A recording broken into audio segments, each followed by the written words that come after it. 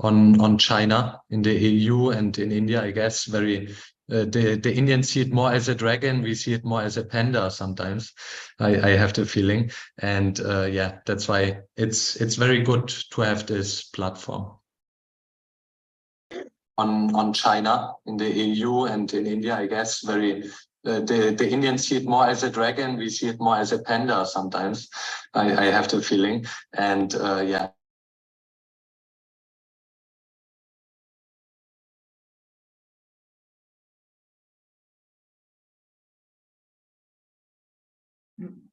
Okay, I think all of us are here. We'll start in exactly 3 minutes. I hope everyone can hear everyone and everything's fine. Mr. Shebok, are you able to hear us? Yeah. And am I pronouncing your name correctly? If not, please correct. Shebok, but it's Shebok. fine. Okay. Philip Sebok. Okay. And Ms. Vasilier as well. If I'm butchering your name, please tell me and I can correct myself. You do that very well, Devika. Okay. Okay.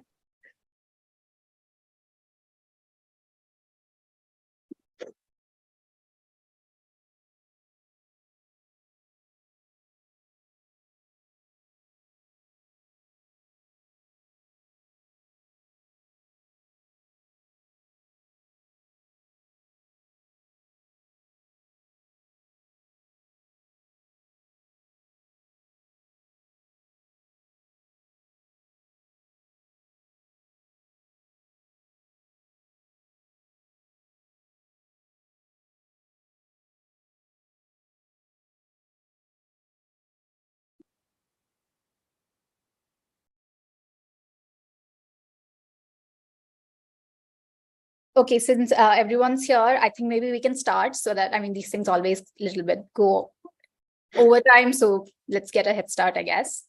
So a very warm welcome to all of our panelists and all of our attendees who are still trickling in. Good morning, good afternoon, good evening, depending on where you're joining from. A very warm welcome from CSDR. My name is Devika Makat, and welcome to the second unit of the CSDR CAS webinar series. Here we will be discussing China in Central and Eastern Europe. So we are taking stock of relations as of now and its implications for Europe and as well as India, of course. We have a wonderful discussion planned ahead for you all. So I'm not wasting too much time. Let me just begin by briefly introducing all our speakers, and then I will throw the floor to Mr. Schaefer, and then of course Ambassador Kanta will take charge of the discussion. So first up, representing CAS, we have Mr. Elias Schaefer, who works as Head of Publications and Communications at the Konrad Adenauer Foundation's New Delhi office. Welcome, Mr. Schaefer. Then we, of course, have our moderator, Ambassador Ashok Kanta. He's an honorary fellow and a former director of the Institute of Chinese Studies, New Delhi, a distinguished fellow at the Vivekananda International Foundation, and a chair of the core group on China of the Confederation of Indian Industry. Ambassador Kanta has formerly been Ambassador of India to China, High Commissioner of India to Sri Lanka and Malaysia, and Consul General in Hong Kong, and Deputy Chief of Mission in Kathmandu. Welcome, Ambassador Kanta. Thank you.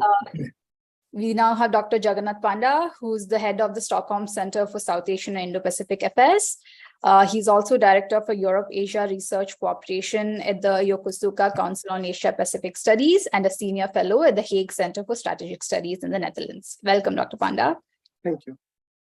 We have Dr. Richard Turcheny, who is a program director at the Central European Institute for Asian Studies, as well as deputy director of the Institute of Asian Studies and the director of Strategic Policy Institute, both in Bratislava. Welcome, Dr. Richard. Hi. We have Ms. Abigail Vasilier, who heads the Foreign Relations team at the Mercator Institute for China Studies. She previously worked as the deputy head of division for China, Hong Kong, Macau, Taiwan, and Mongolia at the European External Action Service. And she has also co-authored the book, China at the Gates, a New Power Audit of EU-China Relations. Welcome, Ms. Vasilier. Thank you, Devika. And then we have Mr. Philip Shebok, who's a China Research Fellow and Project Manager at the Association for International Affairs in Prague, Czech Republic, and who's working on 2 international projects, China Observers in Central and Eastern Europe and Map Influence. Previously, he has worked for Slovak think tank Central European Institute for Asian Studies and Strasbourg. Welcome, Mr. Sebok. So Thank you very much. that, Happy to be here. I once again extend my warmest welcome to our panelists. May I now call upon Mr. Schaefer to introduce CAS and give the opening remarks. Thank you, Devika. Your Excellencies, friends, ladies and gentlemen, I'm very pleased to be able to shortly address this August webinar on the topic of China in Central and Eastern Europe taking stock. Needless to say, I would also like to once again offer my compliments to our dear partner, CSDR, who organized this distinguished panel discussion jointly with our Konrad Adenauer Stiftung India office. In 2018, the former EU Commissioner for European Neighborhood Policy and Enlargement Negotiations, Mr. Johannes Hahn, pointed out that the EU should be concerned that China is creating Trojan horses by using its financial power to politically influence countries that aspire to join the European Union. This concern about Chinese Trojan horses has been fueled by the policies of some EU member states. Examples are, for instance, Hungary and Greece, which have come to China's aid on various occasions, providing the latter with an indirect way to undermine the EU consensus. A direct consequence of the above is that China might pursue a strategy of divide and rule. By expanding its trade and investment in Central and Eastern Europe, Beijing could buy their political support on the cheap, block EU policies it opposes, and divide the Union from within. China's corrosive capital is evident, for example, in the case of Slovakia and the Czech Republic, where Beijing has managed to build significant relationships with local oligarchs who have financial interests in China. These relationships have subsequently been instrumentalized to promote policies that suit Chinese interests. Consequently, the EU must seriously consider whether the current 17+1 mechanism for dealing with China should not be replaced by a more comprehensive 27+1 level mechanism encompassing thereby all EU member states.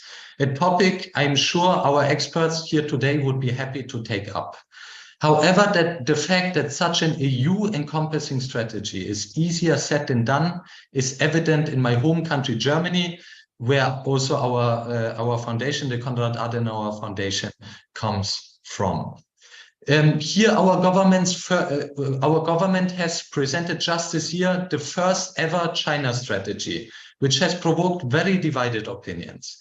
Personally, I see the strategy more as a compass than a strategy per se, as it comprehensively describes Germany's relationship with China and identifies both further opportunities for cooperation as well as the major challenges. At the center of the strategy paper stands the appeal to German businesses to diversify supply chains in time and to minimize risks. However, it remains open whether, how, and to what extent the German government will provide financial resources for the implementation of such an agenda. This makes it very difficult for the German government and German businesses alike to implement its China policy and their China policies coherently. In Germany's current government, the trinity of seeing China first as a partner, then as a competitor, and only lastly as a rival continues to persist. What the war on European soil, however, in the Ukraine should have forced my home country and the European Union to grasp is that it is not wise to place utopian hopes in the consciousness of authoritarian leaders, but that dystopian regimes, such as China is one today, can only be successfully countered by defending democratic values through concrete actions.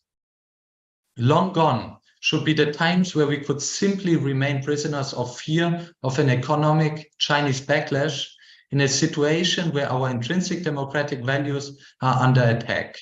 The long-lasting German policy that economic cooperation and investment could deter authoritarian regimes from warmongering or starting any kind of conflict has vanished into thin air after Russia's invasion of the Ukraine.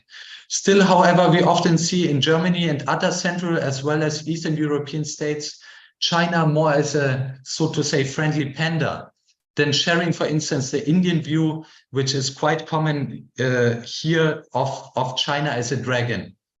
How far away and underreported are Chinese territorial aggressions, for instance, on Indian sovereign soil in our European capitals, and too tight are our economic ties with China? It remains to be seen whether we can take off our golden economic blinders in time, or whether we will plunge into yet another Russian-style dystopia with closed eyes. I'm eager to hear the views of today's experts on this topic and look forward to a thought-provoking webinar. Thank you very much. Thank you, Mr. Schaefer. Now, without much further ado, I would like to hand over the floor to Ambassador Kanta to give his opening remarks and, of course, to continue the discussion from there onwards.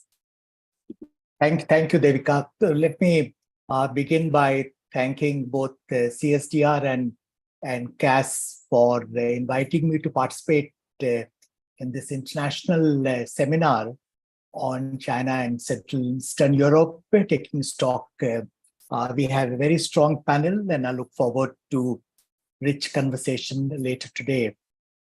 Schaefer has already set the stage with his frank and candid comments on how he looks at China, how he looks at the engagement of China with Central and Eastern Europe. As you know, China's engagement with the CEE countries was seen as a success story until a few years ago. China had launched 16+1 cooperation mechanism in 2012, which was expanded later and became 17+1 with the inclusion of Greece. The importance attached by China to this mechanism is evident from the fact that the 2021 edition of the dialogue, there was personal participation by President Xi Jinping. He replaced Premier Li Keqiang as the main Chinese representative to the forum. The CEE region also became a major focus area of China's Belt and Road Initiative, with several projects initiated in the geography, which became a key element also of China's connectivity agenda with Europe. Trade and investment linkages between China and CEE countries expanded significantly, and Central and Eastern Europe became a major priority in China's strategic outreach to Europe. Indeed, as Elias pointed out, this special attention given to Central and Eastern Europe by China led to misgivings among EU countries, which were apprehensive of China's divide and conquer tactics. However, we are all aware that how China's relations with the region have run into headwinds due to several developments over the last few years. We had the outbreak of the COVID pandemic with its disruptive fallout both for BRI projects as also for people-to-people linkages between China and Central Eastern Europe. There were complaints of many BRI projects underperforming or lacking financial viability. The negative trends in China's relations with EU also affected its engagement with CEE, as many of CEE countries are part of the EU. Elias referred to the three-pronged strategy of EU, describing China as a cooperation partner, economic competitor and systemic rival. Now, this strategy has clearly evolved because now there is talk of de-risking vis-a-vis China, though China is still not described as a challenge or threat. And the comprehensive agreement investment, which was negotiated with great fanfare, was put on back burner in June 2021. It's unlikely to revive anytime soon. Another development which contributed to negative trends in China's relations with CEE countries is linked to Lithuania's rethinking on its relations with China, its decision to open an office in Taiwan and allow Taiwan to open an office in Lithuania, which, as you know, led to a sharp backlash from China, which imposed, a series of coercive measures directed not only against Lithuania, but in some cases also affecting a broader EU community. Perceptions about China in the EU and among CEE countries have also soured in the aftermath of the Russian invasion of Ukraine in February 2022. Even though China professes to maintain neutrality, it is seen as enabling Russia in many ways, including by parroting the Russian narrative on the origins of the conflict, blaming it on eastward expansion of NATO, US policies, etc. And also,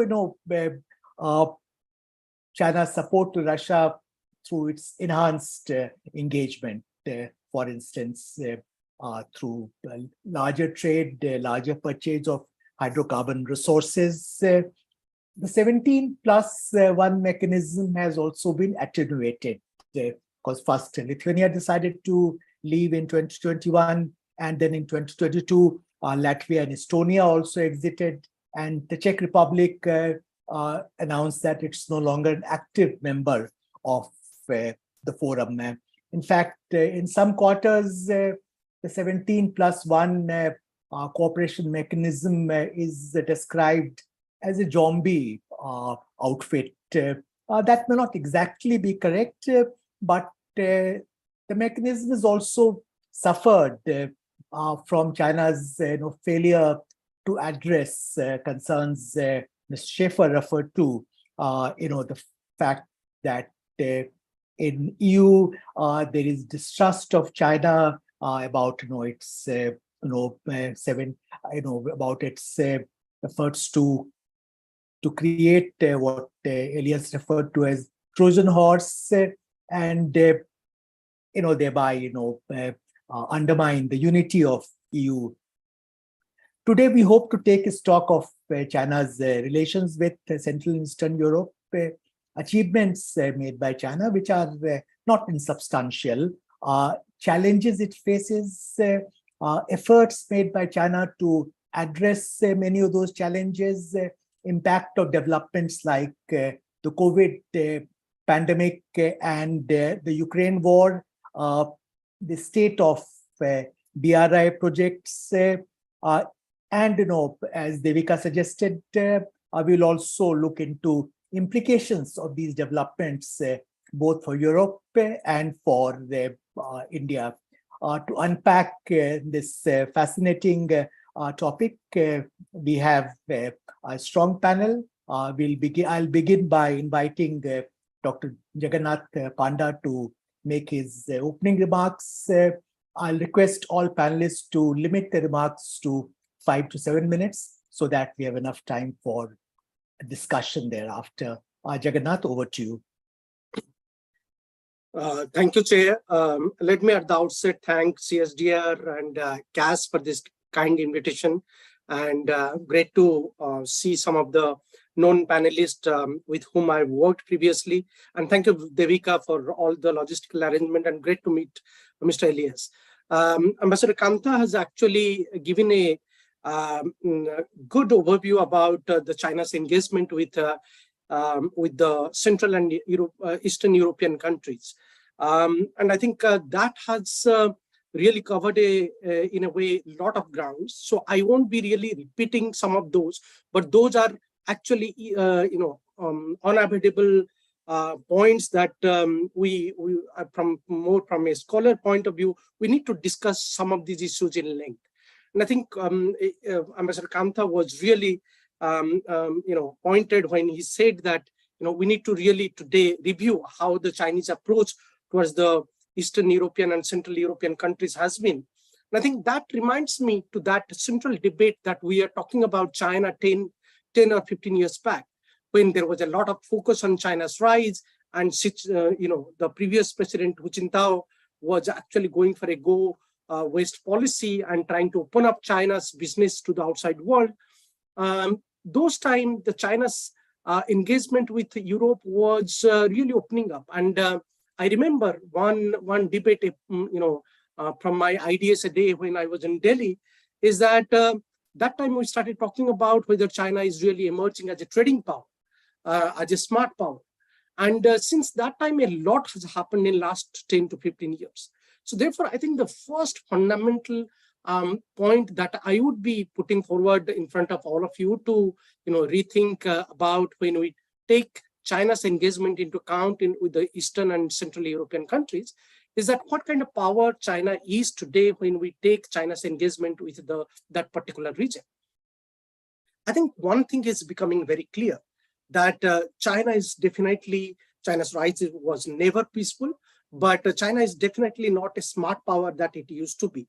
I think the way they have messed up the relationship with the Eastern and Central European countries, that is itself explains that there has been a huge setback to the Chinese outreach plan in the European regions. Now, there was a time, I think 15 years back, or let's say 10 years back, 2012, when the state started this 16+1, and then eventually it became 17+1 framework. That time, the consideration was that economic priority should be the main medium of engagement between China and these countries in Europe. But today, what has happened is that I think economic priorities has become much more secondary, and security consideration has been in non-negotiable aspects for most of the Eastern European and Central European countries. So today we see a pragmatism actually taking the lead, the pragmatism about the security undertakings taking a lead over any kind of economic engagement. And I think that has put the Chinese game plan in Europe into a huge defensive. Now, there are, I think, three issues, and I think I'll start with that point that Richard was asking just before the seminar, that how come an Indian think tank is interested today to discuss about China and Eastern Europe, and I think that itself explains a lot of things. That I think today the way India's outreach is expanding, not only in the rest part of the world, but also in Europe in particular. And I think we need to have much more realistic assessment about where does really China's outreach today stands in. And I think there are 3-4 points that needs to be discussed. One is, I think, China's support to Russia in the Ukraine war has definitely, made this dent for China. And I think India needs to take a capital out of it. Not only India, but many other countries, Indo-Pacific countries, they need to really take a realistic assessment about that how much this dent has happened in the Chinese planning in the Eastern and Central European countries. But are the Central and Eastern European countries are there today not to really review their contacts with China? Let's say tomorrow the war stops. Are they really going to, not continue with their economic ties with China? And I think here the point to be noted is that I think what really today concerns as an Indian who has come to the Europe for last couple of years, I'm observing this, that I think what is the biggest concern as far as the Eastern and Central European countries are there, I think they are anticipating a hybrid threat emerging into their regions. And this hybrid threat is a co-planned hybrid threat coming not only from Russia, but also from China. And I think this is where countries like Indo-Pacific countries like India, should encash on. Second is that I think one of the huge setback for the Chinese in the Central and Eastern European countries are, I think the way the Chinese have fulfilled the economic priorities and economic projects, some of them has not been carried out or been unfinished. And I think that is another thing which goes with that argument by saying that there is a stint always attached with the Chinese projects. And I think there India could actually make an inroad as far as India's planning and engagement with the Central and Eastern European countries are concerned.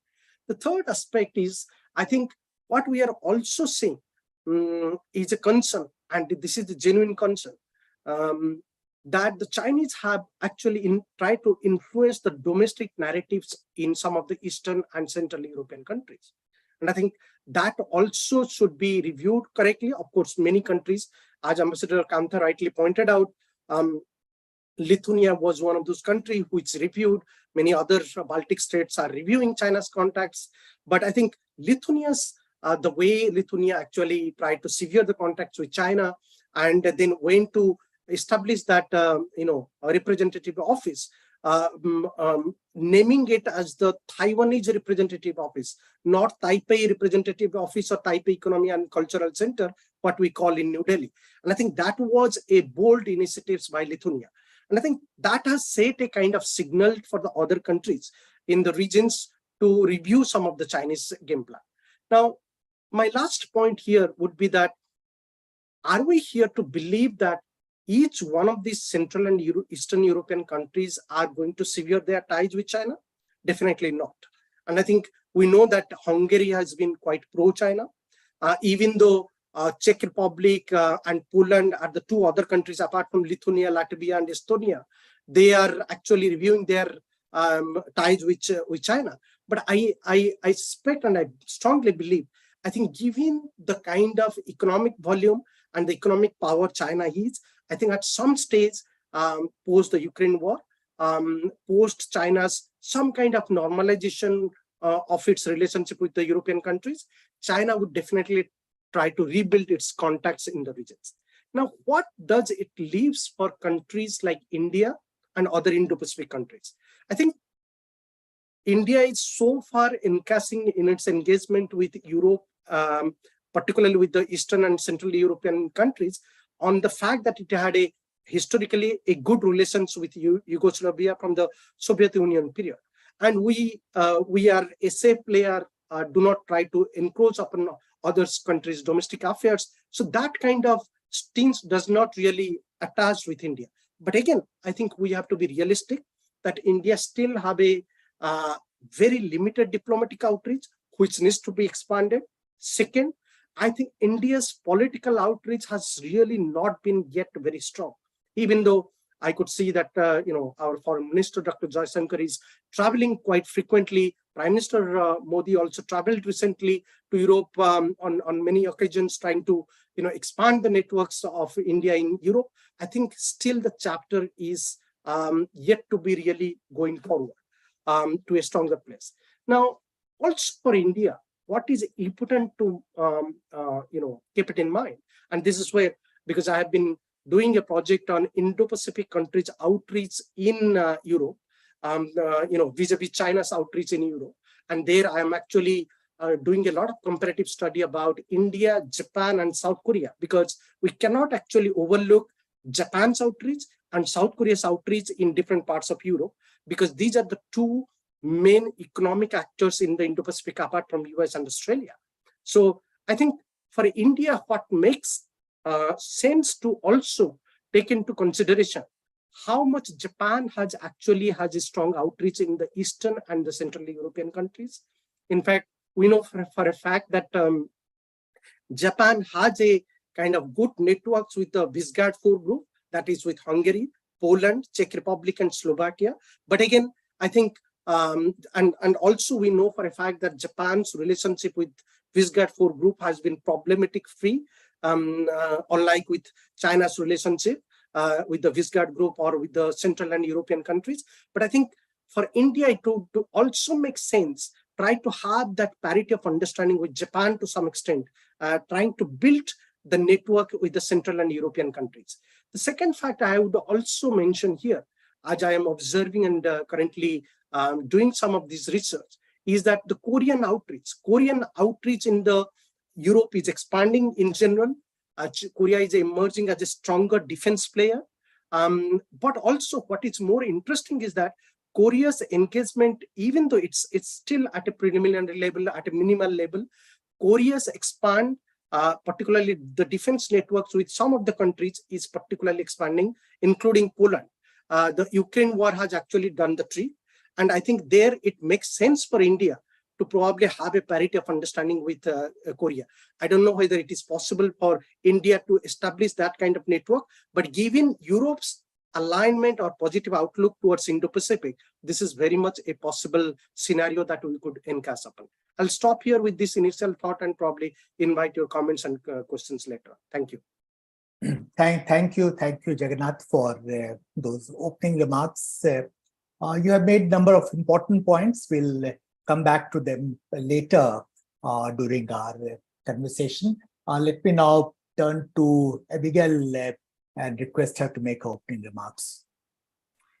Thank you, Ambassador, and thanks for the invitation. I think I'll start my remarks by debunking a few things here. I think we may have an interest in looking at the issues in two ways. One would have to do at our engagement with China and the way Europe is currently rethinking the way it engages with China, and that's the core idea of the multifaceted approach, and the way we deal with China internally, given the fact that I think in 2016, Europe came to realize that China's presence in Europe was probably a much more important and defining factor than Europe's presence in China. And that maybe the balance between opportunities and challenges had shifted. So I would just encourage us to look at the question of China in Europe and the way Europe deals with China in these two ways and in these two tracks. Like this, we do not get confused about the fact that actually increasing trade and investment between China and Europe, this is welcome. And that's part of the de-risking strategy. The de-risking strategy is the idea that everything that is not risky, that Europe does not identify as vulnerabilities, this is okay. And actually today, China is the first trading partner of Europe, and we trade 2.3 billion per day. And Germany is the place where China invests the most. And by the way, German investment in China are increasing. And that is the state of play, and this is here to stay. Having said that, we do not share the same value set with China. We do not have the same rules when it comes to trade, and that makes the whole question of dealing with China a key question for Europe. The multifaceted approach was the answer to these questions. How do you deal with a country that is on one hand your first trading partner, on the other hand that does not play the same rule as you, and on the third aspect, which is that do not share the same value sets. And the idea of having a scope for cooperation with China, having the idea that we do compete with China, and having the idea that there is for a whole set of issues we are going to push back because we do not share that with China. That's the framework. And that I have to say, whether you sit in Berlin, in Paris, or in Prague, or in Riga or Vilnius, this all the member states shared. And since October 2020, all member states agreed that dealing with China in this multifaceted way is what we want to do as Europeans. And in that sense, it's an important point I'm going to make here. It's the point about unity. Unity in Europe has never been as strong as it is today. It has to do with few things and few events. The first one is the 16+1 from the Central and Eastern European perspective did not deliver. And I'm not the best person to talk about the disillusion because I'm French, So I had no illusion, and I did not come with this illusion. So my colleagues may be better placed to talk about that. But one thing I know very well as a French was that the 16+1 was also meant to deliver on having FaceTime with the Chinese leadership. And that's the Chinese side did not deliver on this. And one of the key complaints today is that it's over-institutionalized as well. So you have the political element, the economic element, and the question of the institutionalization.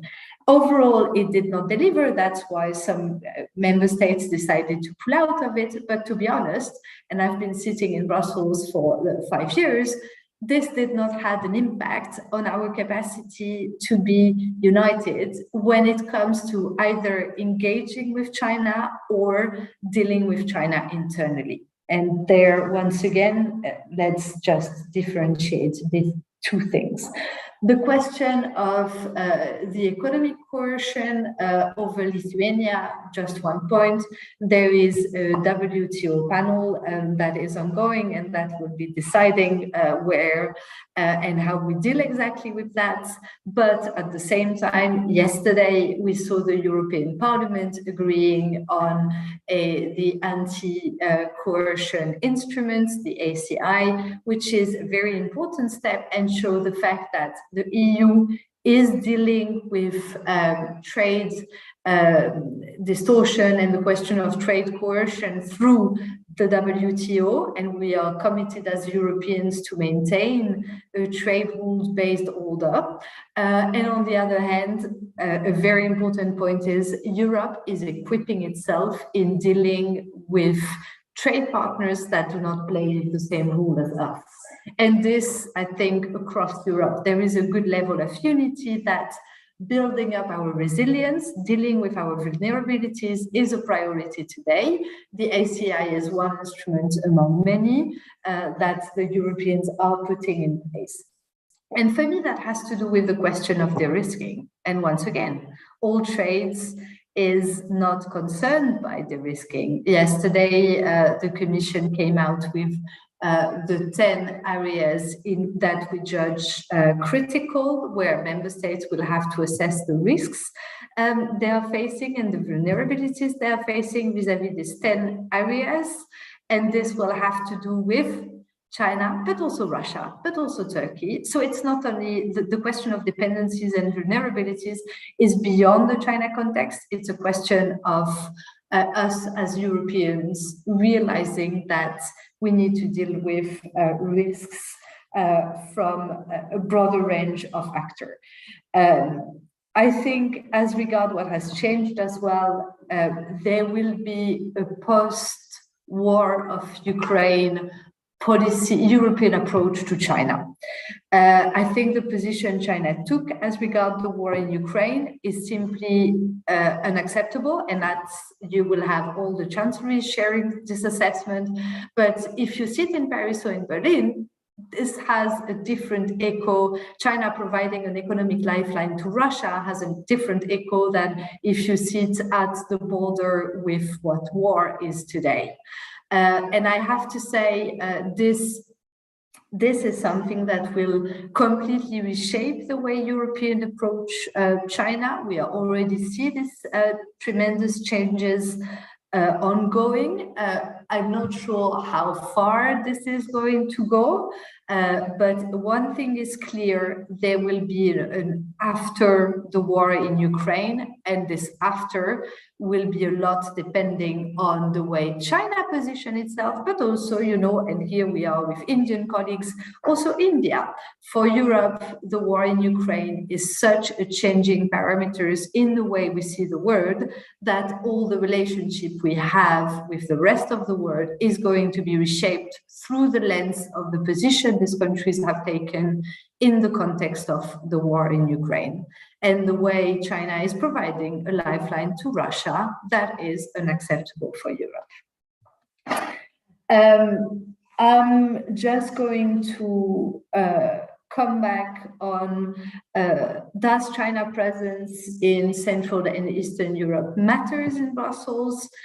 Yes, it does, but the 16+1, I think, from Paris, Berlin, Brussels, the story has passed. I think what was registered is what were this country demanding for, and the fact that Brussels, but also the other member states, have tried to address that. The idea that there would be the 27 European leaders plus the Chinese leadership sitting together was a way for Berlin, for Paris, to address the question, the demand from Central and Eastern Europe to have more face time with the Chinese leadership. The question of economic and trade issues, I think it was dealt from the risk perspective in Brussels. At the same time, Europe competes, member states compete with one another, and you will keep this competition, be it on investment or on trade. This is here to stay. Let's just have a healthy competition between member states. And one more element is the capacity of Europe to equip itself when it comes to resilience and vulnerabilities. Finally, I'm going to conclude on 4 points. A, the multifaceted approach that Europe has put together in a way to deal with China is an attempt to be nuanced and calibrated. And that's a very important step where we need to be extremely good at understanding the way China proceeds in Europe with European interest and deal with that in our own terms. A second point is engagement with China is here to stay, and Europeans are committed to rethink that, and the war in Ukraine and the way China is positioning itself is going to have a tremendous impact, but China remains our first trading partner. So we are going to continue speaking to China. We need to get better at it. And for that, in Europe, what's missing is China knowledge and China expertise. And this is one of our weakest points.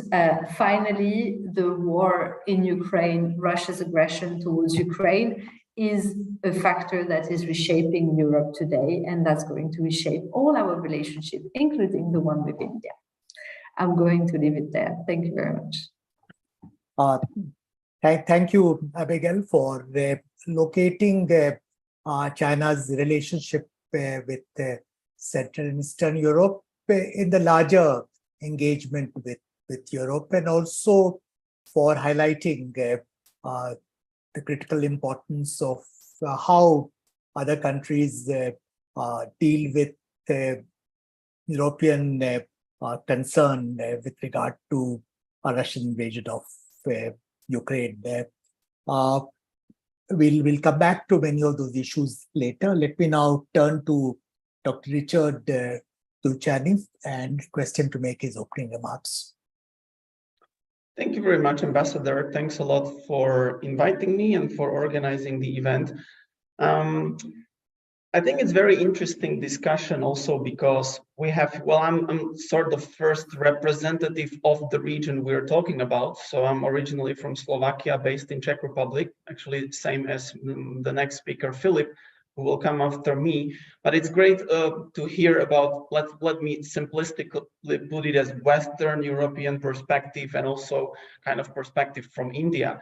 And so obviously I'm going to present my take, and I will also try to continue with the tradition which Abigail started about the debunking, because I've been following China-CEE relations for about 10 years, and after a few years of observing what was going on the ground, I realized that kind of the facts on the ground really differ from the discussion and perspectives and so on. That also led me to study more about perspectives.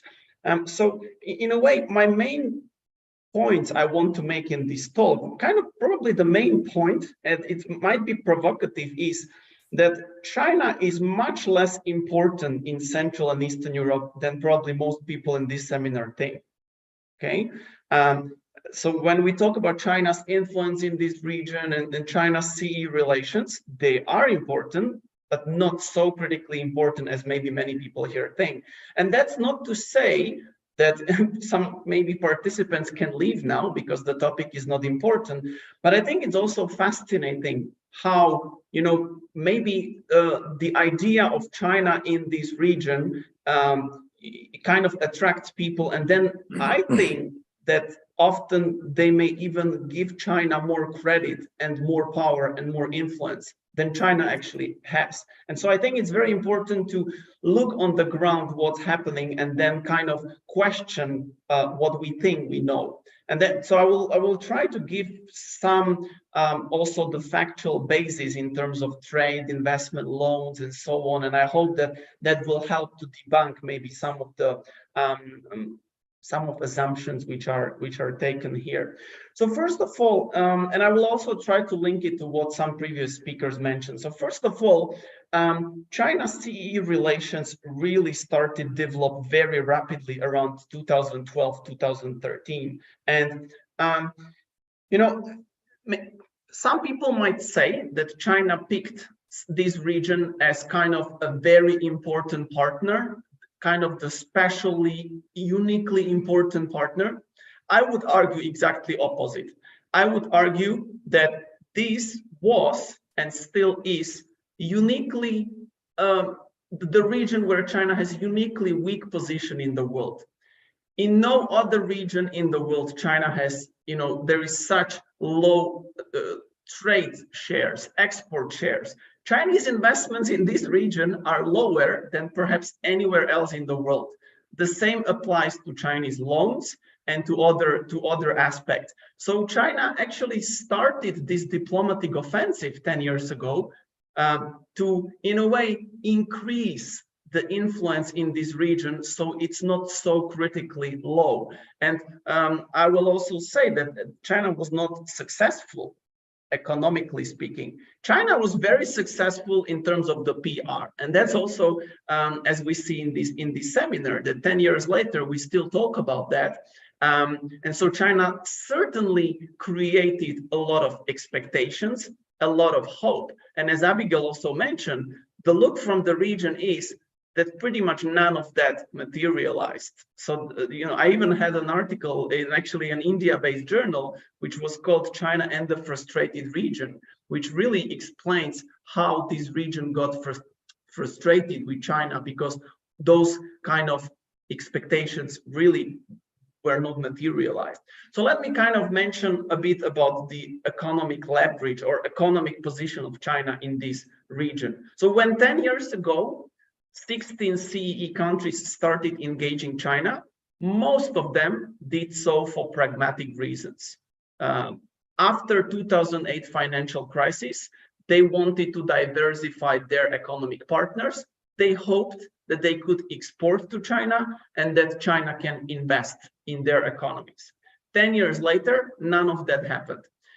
So in terms of trade, China is a major importer in these countries. And of course, the overall trade volume is then high, but there is really a huge trade imbalance. In some countries, more than 10 times, China exports more than they export to China. And the CE exports to China were very slow to grow. They grow or stagnate, while Chinese exports to this region increase much more rapidly. And so just so you have an idea, for most of these countries, they export to China only about 1 or 2% of their export. So China is not an directly important export partner for them. In terms of investment, again, similar thing. I think Abigail mentioned something like that. If you look at Chinese investments in the EU, more than 90% of them go to Western European countries. Less than 10% go to the CEE countries. And in fact, the imbalance even increased over these 10 years. So even though there was this diplomatic offensive in the CEE region, actually still much more investment went to Germany, Switzerland, France, UK, and Finland, and so on and so on. In terms of loans, this is one thing where we actually have to look even deeper in this region, and we have to recognize that this region is very diverse. And the main division is between the EU members and the non-EU members. So 11 of these 17 countries are the EU members. only 6 or 5, are non-EU members. This is the Western Balkans. Now, these are the smaller countries. And actually, these are the only countries who have taken any Chinese loans and then conducted any infrastructure deal. So I think Ambassador mentioned the BRI project and so on. In fact, this was one of the key problems for China-CEE relation, that the way China conducted its business and how the BRI is structured, this is really targeting the developing countries, not the countries of the EU.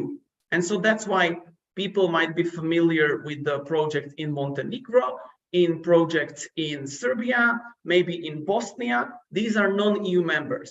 There are no Chinese loans and infrastructure projects in Poland, in Czech Republic, in Slovakia, in other EU countries. So this is another thing to keep in mind. Even in Montenegro and Serbia, we still talk only about 10–20% of their debts going to China. So it's not like China owns these countries. Yes, China's influence in these countries is much larger than in the EU members, but still we should not exaggerate it. I think Philip will talk more about that, so I will just skip that. So in terms of the success story, economically speaking, over those 10 years, you are hard-pressed to find single success stories. In fact, and that's interesting, and I think that hasn't been mentioned so far, it may be changing now with the Chinese electric vehicle investments, with the battery technologies, because now, after more than 10 years, China announces some big investments, even greenfield investments in battery factories in Hungary, in other countries. I'm still cautious to accept that will happen, because if these 10 years taught us anything, they taught us that a lot of great announcements ended up in basically nothing or very little. So first we have to see whether indeed China will invest 8 billion euros in Debrecen in battery factory. If that happens, then really China's economic role in the region will change substantially. But until then, I'm sticking to my position. Now, maybe one of my last points will be about the pro-China position. I think Elias at the beginning mentioned the kind of the famous labels of panda huggers or dragon beaters, or how is it? Now, I think Abigail also suggested, in fact, I really don't think that there is much of panda hugger sentiment in Europe, in the EU, and in the CEE again. I myself have conducted public opinion surveys. Only Serbian public is sort of positive about China. All other countries, including in the EU, in the CEE, are quite or very negative about China. And that's not I mean, it has been kind of getting worse of the previous year, but it's not like that 5 or 10 years Europeans loved China and now they hate China. It's really the EU approach towards China is very complex, as Abigail said, multifaceted. And I think it's difficult to be simply labeled with either Europe is pro-China or Europe is anti-China. So I think that's also something I would mention. But what I would also like to kind of debunk is that the CEE region as such was never pro-China. So this is 17 countries. And I think it was already mentioned that at some instances, Hungary, Greece took some positions, or Czech Republic took some positions which were quite China friendly. That's true. But overall, this region was never overly pro-China. And even in Hungary, if you look at Hungary, in a way, Hungary is conducting a very careful balancing act when most of the time they stick with the voting with the rest of the EU. And then here and there, they would do very strong symbolic public gesture. And I think these gestures are then driving the perceptions and narratives. And, you know, that's why people think, you know, that China is so strong in Hungary and then Hungary is pro-China. But I think, again, even for Hungary, the reality is more complicated.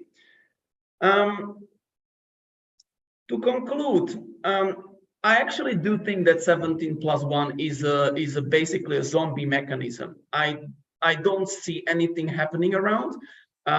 I myself participated in various think tank or academic exchanges 5, 7, 10 years ago. I can tell you there was a lot going on. And those activities went almost to zero, not entirely to zero, but almost to zero. The ministerial exchanges, summits, nothing is announced, almost, of course, some exchanges going on, but very little. And so right now, if I should say, if China achieved something in this region, I would say very little. And in fact, it poisoned a lot of its position because it created a lot of expectations. Those expectations were not fulfilled.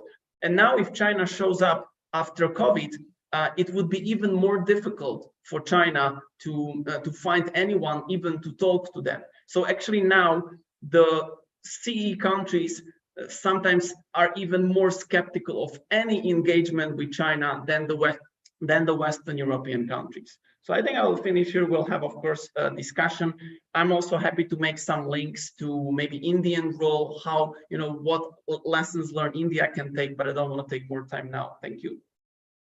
Thank you, Richard. You have also expressed your views very candidly. We appreciate that. Let me now request Mr. Philip Sebok to make his opening remarks. Thank you very much, Mr. Ambassador. We're happy to be here. So Richard, actually, he stole several of my points already. So it's going to be difficult, but I'll do my best. So actually, what is important here in terms of China-CEE relations is that there's a lot of narratives going around, and I think this was already referred to already. So this was the growing Chinese influence. Now it's the CE region as being basically the dragon beaters that were mentioned here. So it's always more complicated. It's always necessary to look at the region as it is. It's very diverse, which also is important to say China probably underestimated in its approach towards the region. And also it's not always necessarily the case. So what we have seen is has been this strong Trojan horse narrative that has mostly been coming from Brussels, from Western European capitals, and I would say it's really showed a bit of condescending attitude that's been here towards the Central and Eastern European countries, basically expecting that they're not really able to develop their own relations with China without falling into the position of Trojan horses. So I think it's this is also quite problematic in a way, and underestimates the agency of these countries in their dealings with China, which has been absolutely critical. So it's not really being about China coming here and doing what it wants, but actually these countries kind of reacting to China's presence, using China's presence, accepting it or refusing it. So they have had a very active and key role in this. And I would also argue that basically that for the CE countries to have had this experience with the 16+1 cooperation and basically with China's interest in the region, which was not really here as much before 2012, this was very good, because now I also feel like politically these countries are much more able to actually contribute to European China policy, because they have been part of many different formats. They have exponentially increased actually their contacts with their Chinese counterparts. So I think there is also a positive, no matter how we look at the format today, which is not very functioning, but I'll feel like it was an important learning exercise really for these countries. This is also important to say something that Richard already alluded to, is this difference between strategic and pragmatic motivation of the CE countries in their engagements with China. I would say that for vast majority of these countries, the motivation has always been very pragmatic. This is also why when economic cooperation did not really work out, there was no more strong interest. What China kind of also could use at the beginning was that it presented itself as also a pragmatic actor. There was not really any baggage except for the ideological one on human rights and all these issues.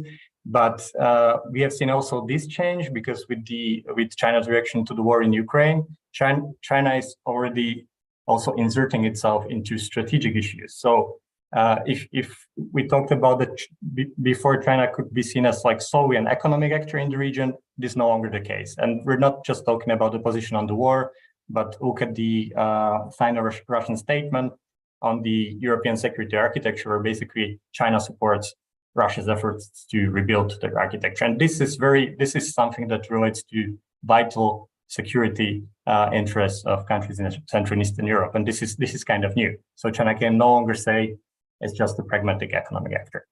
Talking about the issue of agency some more. So we have some of the countries that pop out in terms of their engagement with China that are often called Trojan horses. So we of course have Serbia, we have Hungary, we used to have the Czech Republic, and when we look at these countries, again, it's important to see that these are the governments, national governments in these countries that have skillfully used China for their own interests. So of course the case of Hungary and Prime Minister Orban, who has used China and also Russia as some kind of a card to play against Brussels, showing that he also has some other partners, fashioning himself as someone who can lead his own foreign policy, and so on and so on. But still, on substantial issues, they most of the time still fall in line. So this is important to see. Also in Serbia, in terms of if you're talking about Chinese influence, of course, for the Serbian government, it is important to have more infrastructure projects, to have more actual investments coming in, because as was mentioned by Richard, Serbia is one of the countries where we actually see quite a lot of Chinese investment and also loans. So of course, it is important electorally to show that the government is providing for the people. But I feel like the Czech Republic might be the most interesting case, because they have basically reverted from the case of a Trojan horse to complete the biggest, most hawkish country on China, maybe in the EU, together with Lithuania. And there you can see that really Chinese influence, if we talk about it, was, let's say, 1 inch deep, because there was a lot of interest, again, mostly pragmatic, in building economic links with China 10 years ago, around 2012, 13, 14. The new government came in, the new president came in, so a lot of business interests were behind it.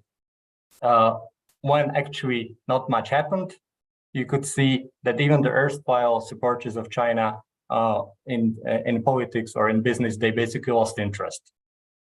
And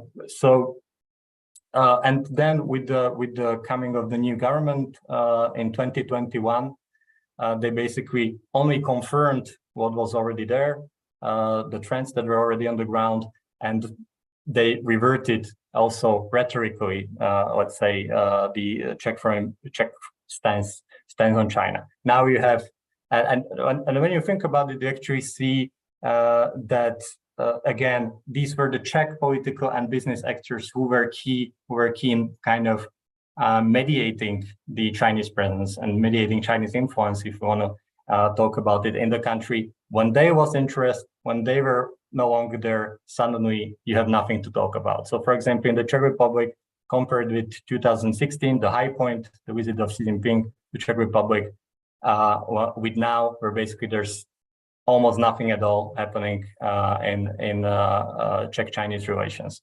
So I would also really focus on this issue and just not underestimate the agency of these countries, especially if their motivation to engage China is not really out of the interest to change the geopolitical orientation of the country or anything like that, but just to pragmatically improve economic cooperation. If it doesn't happen, then we have a situation that we have right now. Thank you very much.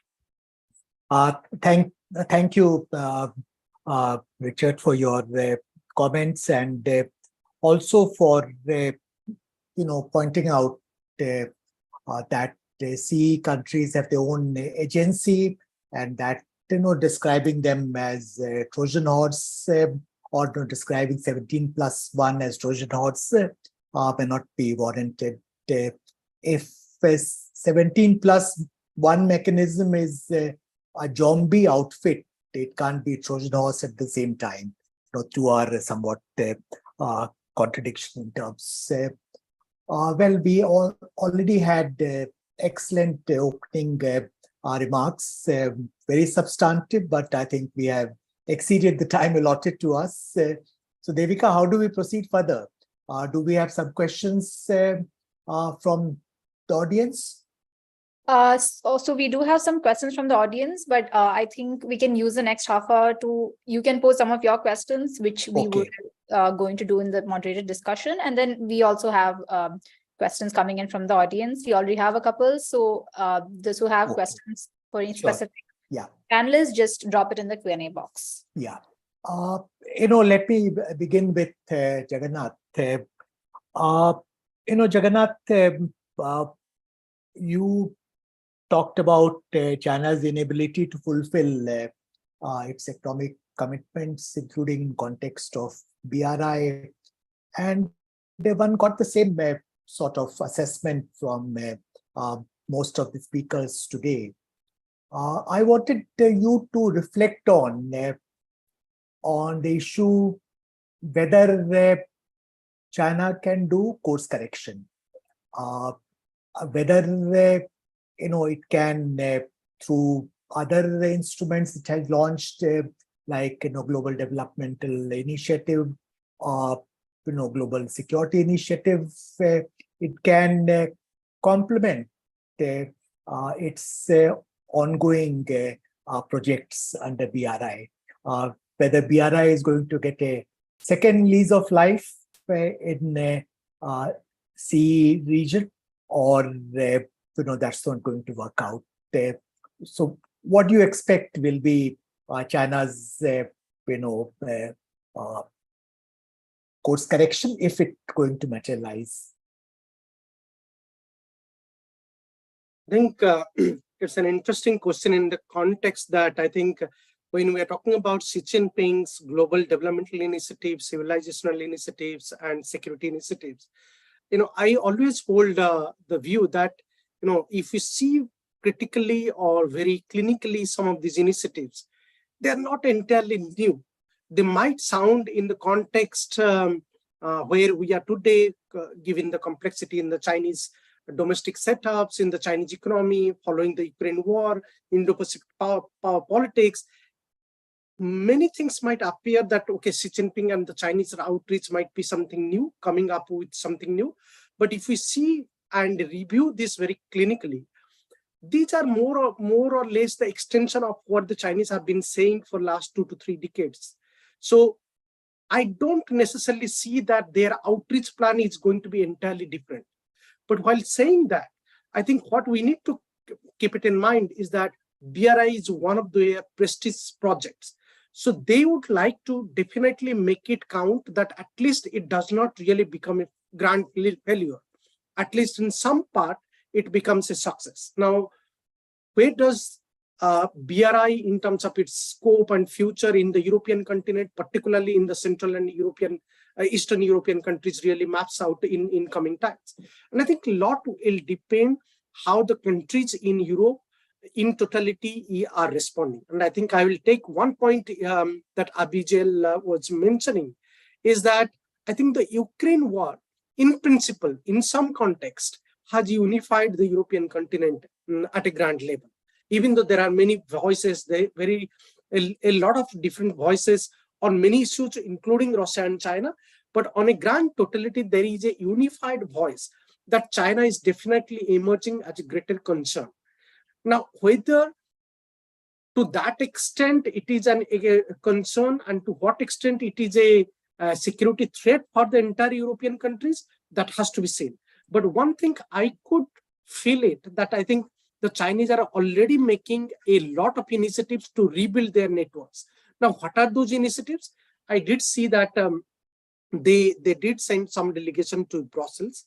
They are sending some delegations has been sent to France and Germany, including some of the Nordic countries. So backdoor channel is already operating in order to put the China and EU contacts in order.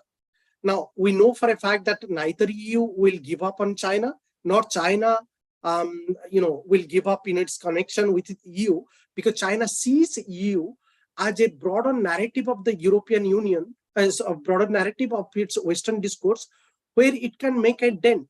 So some of the European countries are critical to China's game plan of making that divisions and dent within the Western discourse. So therefore, I think the Chinese will make an attempt and a strong headway to rebuild some of their ties. Now, we might see again the Chinese are trying to rebuild their relationship with some of the Central and Eastern European countries. But I would agree with most of the assessment that probably China is not really that a significant player, but also a lot of variables will depend how much Japan, South Korea, and countries like India are making an inroad. Of course, we are today currently seeing that the American outreach in the Central and European regions Central and Eastern European countries are expanding, and the transatlantic ties are seeing a kind of good momentum in terms of NATO revitalizing, NATO having an outreach in Japan and South Korea. So that in a way allows the Japanese gateway, the South Korean gateways to come to Europe in a much more focused manner. But we also know for a fact that the Japan, even though it's trying to rebuild its ties with some of the European countries through the Japan-EU comprehensive partnership framework and economic partnership framework, it has not really been at that level. So a lot of these initiatives, the Japanese response, South Korean response, and Indian response will determine the Chinese outreach and China's renewal plan in the Eastern and European countries. And to that extent, a lot will depend to what extent the Chinese are trying to revive the BRI game plan. But I do not really see a immediate renewal of the Chinese game plan. It might take some time for them to come back and trying to restart some of their business in some of these countries. Thank you. Let me now turn to Abigail. Abigail, I wanted to pose one query to you. You underlined the importance of the Ukraine conflict and how Europe will look at the rest of the world through prism of how they are engaging this question. Now, more than a query, I wanted to point out that while the Russian invasion of Ukraine is a matter of great concern to a whole lot of countries outside Europe, it's not an all-consuming issue. And in fact, there is a degree of frustration that Ukraine seems to be sucking oxygen out of the system on issues that concern other countries, including countries of Global South. I just wanted to not a question so much, but as an observation, because sitting here in Asia, whether in India or China, though India and China's position are quite different on Ukraine conflict, we have never tried to parrot the Russian narrative on origins of conflict. But I think this is something you may wish to bear in mind while looking at the responses of other countries on other issues. I'll be happy to have your comment on this observation. But my question is really, linked to what Richard observed, that China's intervention in Central and Eastern Europe around 2012-13 more was a factor of weakness rather than its strength. And that is one region where they don't have strong stakes. And perhaps 10 years down the road, 12 years down the road, even now, their position remains relatively limited. I would like to have your comment on this assessment made by Richard. So first of all, I'm going to react to the point you made about Ukraine sucking up all the energy and maybe reshaping the way we see the world. I think it's a very important point and a very valid one. And sitting in Brussels, all what we do was to look at the war in Ukraine. On the other hand, who can blame Europeans for doing that? The peace and stability of the continent is at stake. There is a question in terms of prosperity. So this is the war in Ukraine is simply challenging peace, stability, prosperity, which is the framework and the ground of the European project. So whether or not we want it, whether or not we feel there should be space for other discussions, and there is a degree of frustrations, the only thing I can say is it's a matter of survival for the European Union today. And if the way we can look at it is in every crisis, Europe reinvents itself and there is an aftermath that is just different, and we are facing one of these crises. And the way we are moving forward on the European defense part and our capacity, for instance, to supply ammunition, this is unprecedented, and this is Europe today. So we are sucking the air on one hand, and on the other hand, we are moving forward extremely fast, and there will be another facet of Europe that is going to emerge out of the air we have sucked around. I also would like to highlight the fact that actually we're very active when it comes to signing trade partnership, digital partnership, when it comes to materializing global gateway. And I hated for 5 years having to sell as an official global gateway. But if you challenge me by saying that Europe is only looking at Ukraine, I can very well sell back global gateway.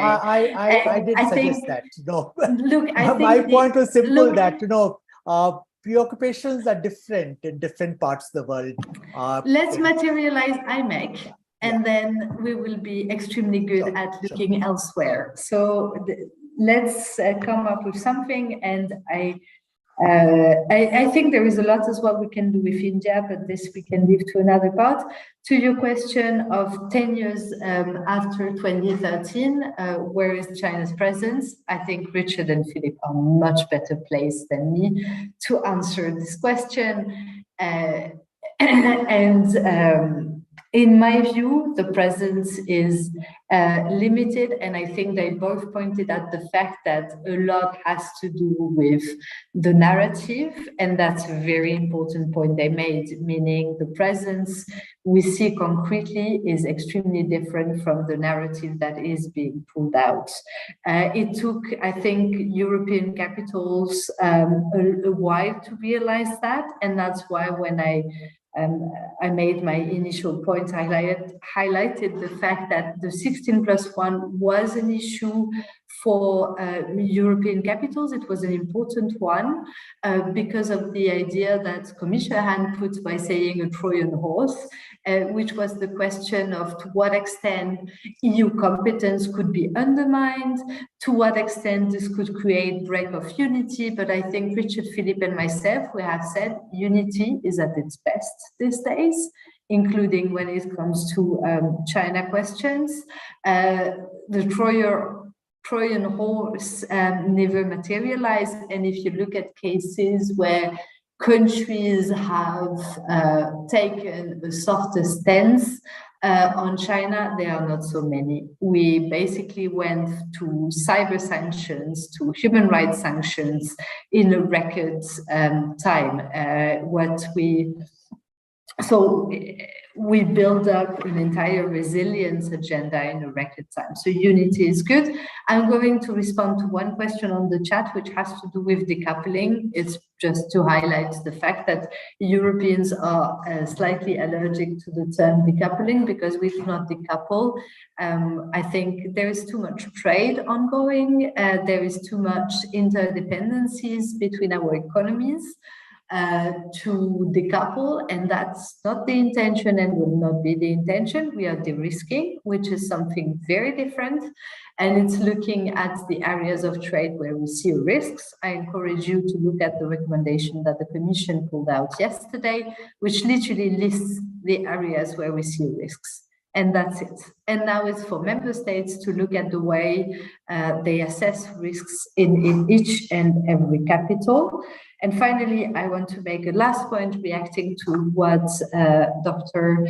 Jagannatha said, which was to make a point about South Korea, India, Japan. I think it's very important today for Europeans to be much more present in Asia, and this means strengthening partnership with all the Asian players and all the Asian countries, the ones that are like-minded, like Japan, and we have the most advanced trade agreement in Japan in place through the PCA, the Comprehensive Partnership Agreement, but we are also interested in having trade deals with countries with whom we are less like-minded, including countries with whom sometimes we do not share the same value set, and that's just okay. So beyond South Korea, Japan, and India, I'm thinking about Thailand, Indonesia, the Philippines, and these are countries where Europe has opened its door and where we are looking at strengthening partnership. The US, we put that aside. Europeans are transatlantic. This is our reflex. And the question of the war in Ukraine, and sorry to come back to it, put back the question of the US in the European space. But let's not make that only and about China. It's a much broader question. And there is a core interest for Europe today to decouple, I'm going to use the word, the China question from our relationship with the transatlantic, with the US partner. Thank you. Thank you. Let me now turn to Richard. Richard, I think you made a very important point that we should not look at Central and Eastern Europe as a monolithic entity, that you have 11 EU members in the region and also 6 non-EU members, and their approaches to initiatives like BRI or loans from China are very different. Can you build on that point? You know, when you look at success or failure of Chinese endeavors in the CE region, should we look at Balkans, separately, or does it make sense to consider the entire region as one entity? Yeah, thank you. In fact, I would agree with what you say. I think it would be much more productive to talk about kind of 2 parts of CEE. One, which would be Western Balkan, the non-EU members, and then the rest, which would be the EU members. And the reason why we are seeing very different dynamics on the ground has a lot to do with really China's initial offer. You know, if you look at what China came with and brought it to this region, is very similar to what China brought to Africa, to Latin America, to other parts of the developing world. So, but China didn't, I think, also because of lack of maybe understanding on the ground, I think that China didn't realize that for the EU members, China's offer is not interesting and not even possible. So, to give you an example, much of BRI projects which were mentioned start with the Chinese loan, which is then linked to an infrastructure project, which the country takes the Chinese money, then pays a Chinese company to build an infrastructure project. Now, first of all, most of the EU countries are developed to the extent that they can go to financial market and get the loan if they want to build something with the public money. They are not, lacking the capital. So if you have a good infrastructure project in Czech Republic, you can build it. In fact, if you have a good infrastructure project in the EU countries, the EU gives you money for free. Very often, China doesn't give you money for free. This is a loan.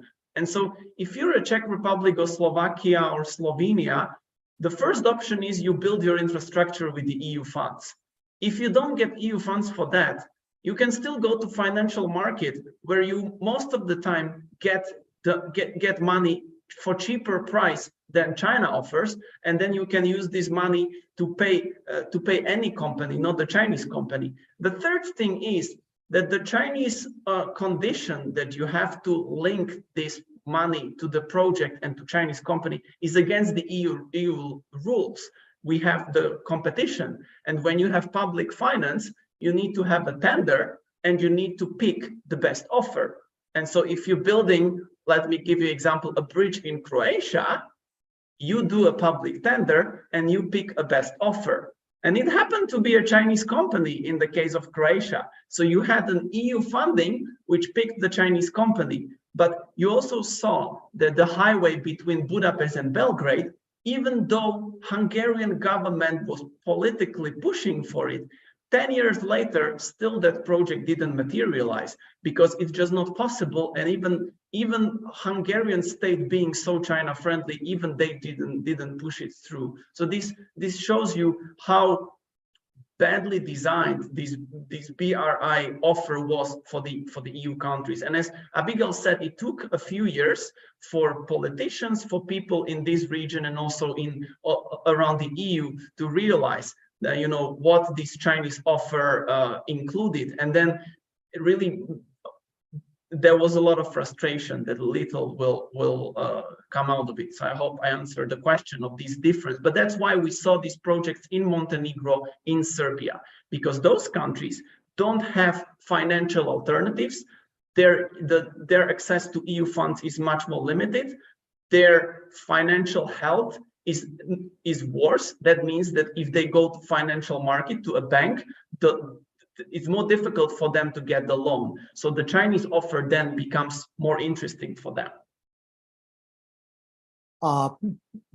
Thanks. Let me now turn to Philip with a question from the chat box. Philip, there's a question from Bruno Idini in the chat box.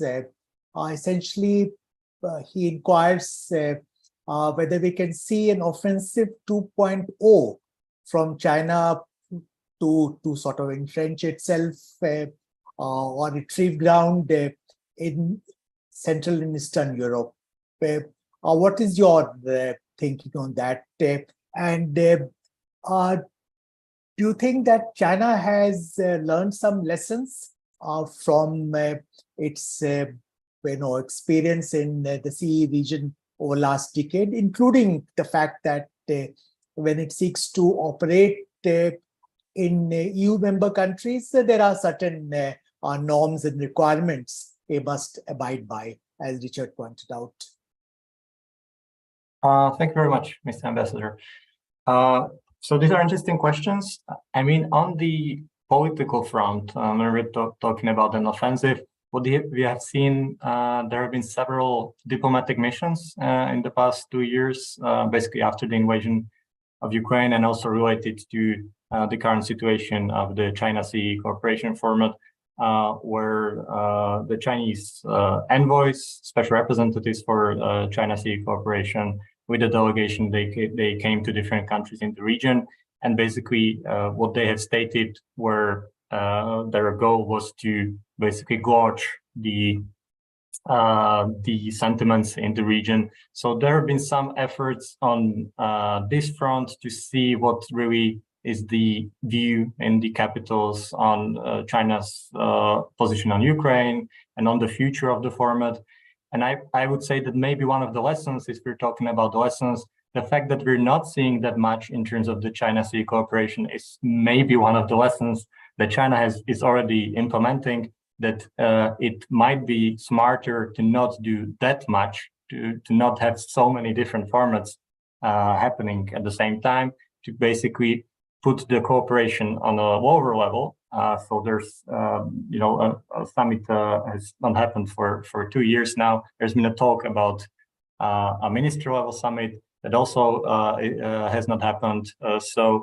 But this also might be a conscious strategy by China to basically put the format on a lower level, on a lower profile. And then also with it, the expectations that are surrounded with it might be lower. Because when you think about the formats, every single year, there's a Chinese prime minister, or last time was Chinese president, basically coming with something, and it's difficult to also keep the countries engaged because they keep hearing the same things, but not much is happening. So I think China might be in a way right now, and I don't know what's happening in the background, but thinking of a way to come up with some new offer. But we have not really seen a new offer. We have seen, again, connected with the lesson, more focused on highlighting pragmatic cooperation and also basically cooperation with the individual countries. So, of course, China likes to do this, that when they're doing something in Hungary, when they're doing this in Serbia, they say, oh, this is a great example of China-CEE cooperation. Actually, it's not really, because this is an example of bilateral cooperation. What Richard mentioned, and I think it's interesting in terms of economy, we are actually might be seeing a start of some kind of new offensive. And it's interesting how, in a way, it's decoupled from politics again, which is one of the big takeaways from Chinese presence over the past years, that these two things are often decoupled. So the Chinese investments in Hungary, I think there are actually in a stage that there are actually happening, what Richard was talking about. So, of course, not everything might happen, but they're really in later stages. We have seen some investments actually in batteries in Slovakia. In Poland, they're cooperating with BID for a platform for electric vehicles. The only country when we have not seen Chinese investment actually in this sector is Czech Republic. There was a planned investment actually, but the company relocated to Morocco, noting as one of the reasons also the political environment. So that's interesting, but I also think it's actually some kind of just excuse to say, to just give some reason for the decision that is probably influenced by other factors. So yes, we're seeing that, and it will be very interesting because when you see, for example, on Slovak economic relationship with China, at some point, like 80% of the Slovak exports were cars. And these patterns are going to very significantly change when China is going to be a net exporter country, actually, of cars to Europe, when also the destination countries for exports are going to change. So this is going to be very important. I think this is going to be the biggest trend to follow, really, electromobility, because we four countries, all traditionally strong in automobile sector, with this new thing coming in, there's a huge challenge to their competitiveness and to the future of their economies. So this is the one thing to follow, definitely. Thank you, Philip. Devika, if you permit, I know we have run out of time. I wanted to pose same question to four speakers and request them to give very brief answers in 1 or 2 sentences in the reverse order. So I'll start with Philip. My question is that, China launched... 1 second, Ambassador. So yeah. I think Ms. Vasiliya needs to drop out soon. So maybe you can address your question to her first, and then she can, just... okay, sure. Somewhere else to be. So who is dropping out? Ms. Vasiliya. Okay, sure. So Abigail, we'll start with you. My question is, China launched a 16+1 mechanism in 2012.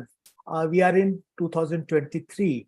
How do you look at gains made by China, or no, they didn't make any gains during this period, or they lost ground? What is your overall assessment in terms of China's engagement with the CE region over last 10, 11 years? Just 2 sentences. They had a great opportunity and they missed it. Good. So we move on to Philip now. Philip, what's your assessment? Well, I think it's been an interesting learning exercise for both China and Central and Eastern European countries, and I think it might have been one big opportunity to really insert itself in the region for China, and this might not come that soon, but I'm not excluding this possibility. Thanks, Richard.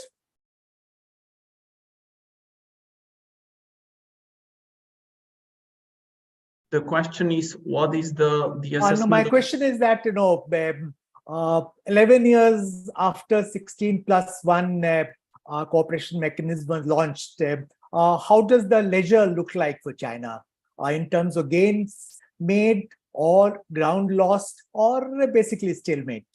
I think China has lost a lot, certainly hearts and minds, but one thing which China has achieved, I mentioned it at the beginning of my speech, but I didn't highlight again.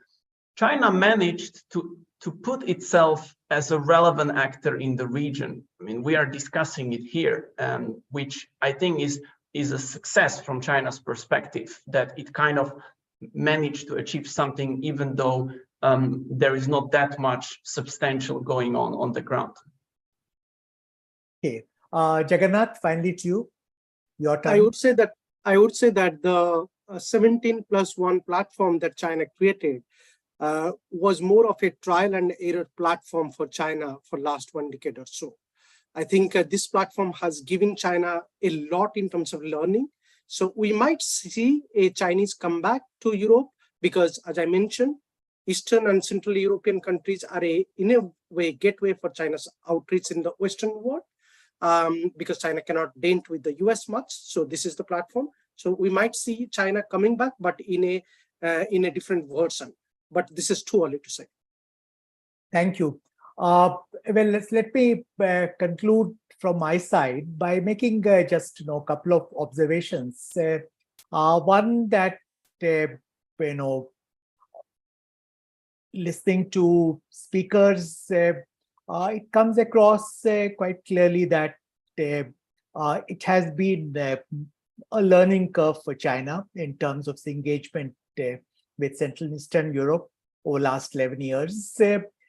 Somewhat of a mixed bag, but at the same time, I would like to point out that when it comes to regions away from its core concerns, when it comes to its so-called core concerns, China gets things very wrong at times. China has a capacity for course correction. So I would not rule out China deriving the right conclusions and lessons from its experience last 11 years. And, sort of trying and chalking out a new path for itself in the region. With these comments, I will hand it back to Devika. So yeah, okay, we are out of time. So I'm just going to conclude by, first of all, thanking all our panelists and of course our audience for joining in today. Panelists, your inputs were invaluable. I think we got a really good sense of the conversations and the narratives that are prevalent across the European continent as well as from quarters in India. So yeah, and you've given us a lot to think about and raised a lot of new questions and interesting areas to look at. Thank you to the audience for your questions. I know we weren't able to completely address all of them, but thank you again for your questions. I also extend our gratitude to CAS for organizing this webinar series during such a critical juncture in India-Europe relations. We have a lot more exciting webinars lined up as part of the series, and I request our audience to stay tuned and join us again when we bring more in this series of webinars on Central and Eastern Europe. And of course, special thanks to Ambassador Kanta for an expertly moderated discussion. I think it has been a really enlightening discussion for all of us here. So thank you, everyone. Thank you for joining today, and thank you for your time. We'll be putting up the webinar video link up on our website as well as on our social media. So, and we'll get in touch with you as well. So thank you so much. Thank you. Thank you, Devika, and thanks to all the colleagues. Thank you. Bye. Thank you. Bye. Bye.